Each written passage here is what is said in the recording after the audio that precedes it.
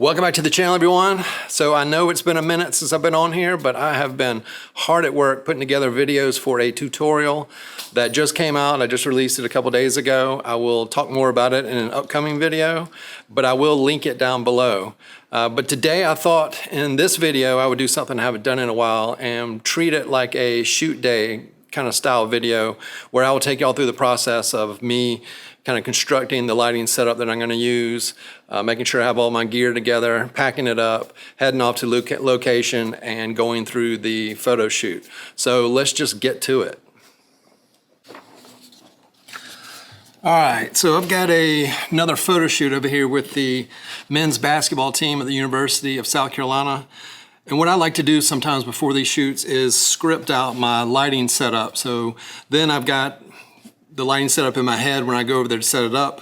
Plus I can use this to cross-reference when I'm collecting all my gear. It's like another way to make sure I'm remembering everything that I need for this shoot. So, and excuse my awful drawing skills here, but let me put my subject out here in the middle. What I think I'm gonna do for this shoot, I've got a little more creative liberty for this one, but I know that I'm gonna need lighting that'll work for some static portraiture type stuff, and then I'm also gonna have some action type stuff going on here as well. So with that in mind, I think what I'm gonna do is stack my key light with a fill light, and I'm gonna do that right over here with a 24-inch beauty dish, and then I'm going to use the smaller Westcott Easy Boom for this light here. So I'm going to put it over here, and then I'm going to stack that with a 7-foot umbrella. So it's going to go right behind this guy. So that's going to go there. Over, let's see, across from that, and let me put my camera is going to be, I kind of did that a little bit off, so my camera is going to be here. So shooting here, I'm going to have this light and this light going this way to counter these two lights. I think I'm going to do a 1x4 strip box. And then over the top, I'm going to take an overhead light for this shoot, and I'm going to bring a probably a 43-inch umbrella, and I'm going to boom that over the top of my subject. So bring that out to here. That's with the big boom. And then I think what I'm going to the final touch, I'm going to put just a reflector over here. So then I'll have a slight edge on this side. It'll be a little bit, because of the smaller modifier, it's going to be a little bit of a harsher, tighter edge on this side than, say, the strip box here. But so that's going to be there. So let me do just a small reflector, and then that will be coming in this way. So going by my drawing here, I'm going to need 1, 2, 3, 4, 5 lights. It could be where I use a 200 for this reflector light. I like to use the smaller lights. It's just easier to pack in, pack out. So I could just use a 200 there. So that would make for 4 FJ400s or 400 watt strobes, and then 1 200 watt strobe. So now what I'm going to do is take this drawing, go over here, and go through my light case and make sure I'll have everything to complete this. So, and then I'm going to take this and go check my modifiers and stands and make sure I have everything ready to load out for this photo shoot. So let's do that now. All right, so I'm going to take my reference image over here to my gear cases and put it here. As we noted just a minute ago, I'm going to need 5 lights, probably 4 400s, and then maybe 1 200 here. So I've got 3, 4, 5 400s. I've got 2 200s in here. Here are the reflectors for the 200s in case I want to sub that one in.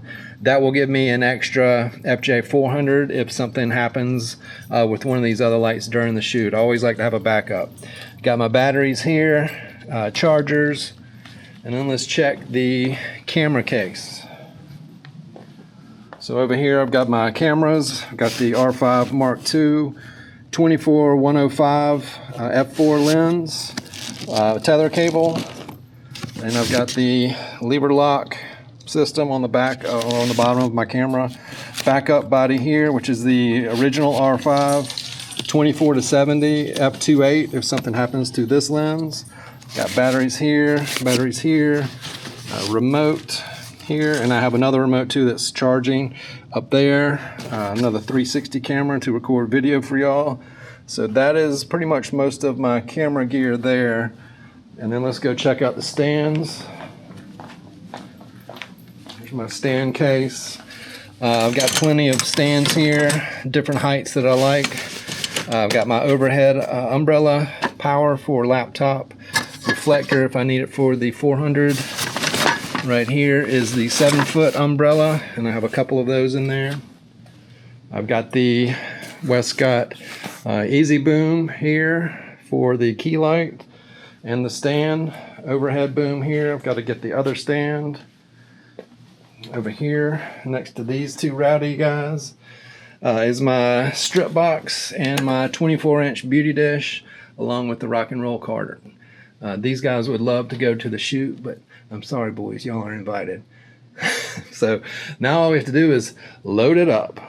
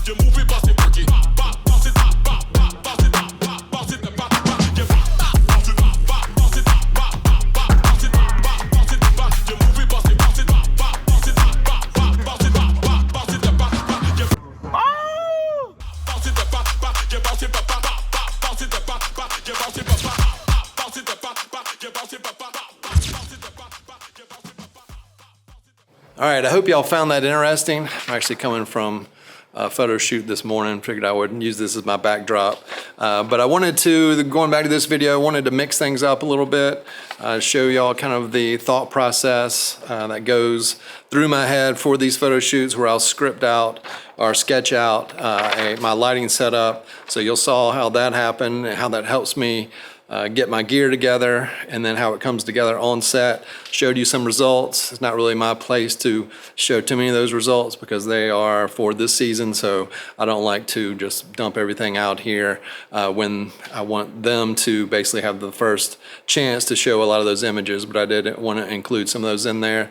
As you saw, getting there to set, it was a little bit of a surprise, but while I'm next to the basket, so the guys wanted to dunk, and of course they want their pictures dunking. So fortunately I had a boom with me, so I was able to rotate that as you saw, and then rotate the strip box. And then I brought those, I had 2 extra lights with me, and so I was able to put those to use on the side of where the hoop was. So it's just those types of things. One of our biggest jobs as photographers is to problem solve and be prepared for those types of things, and they will remember that next time, or just, you know, this client's a little bit different because I work with them all the time, but other clients will remember those types of things when you were able to make things happen that maybe no one was expecting from the onset. So that's just something to remember. Like I said at the beginning of this video, I just released a full tutorial where I discuss how I put together lighting setups like the one behind me. I used a exposure meter or light meter to give it specific exposure ratios, and I pulled out a tape measure so I could give it specific distances of lights to the subject. So all that stuff is included in some diagrams along with the lessons. Go check out the website, I'll link below. You can see where all that, or you can see specifically what content is included in that tutorial. So I think that about wraps it here. If you feel like this video is worthy, please hit that thumbs up. It helps this channel immensely. You'll see more content just like that, like this video here. Hit that subscribe button and the little bell there so YouTube will let you know when I'm back on here. Any questions, comments about this video or the tutorial, please leave those down below. I've got a lot of content coming up. I've been backed up on some content while I was working on getting this tutorial together, so more to come here in the next couple weeks, and I will have more info on the tutorial probably in its own dedicated video here on the channel. So I appreciate y'all being here, and I will see y'all again soon in the next one.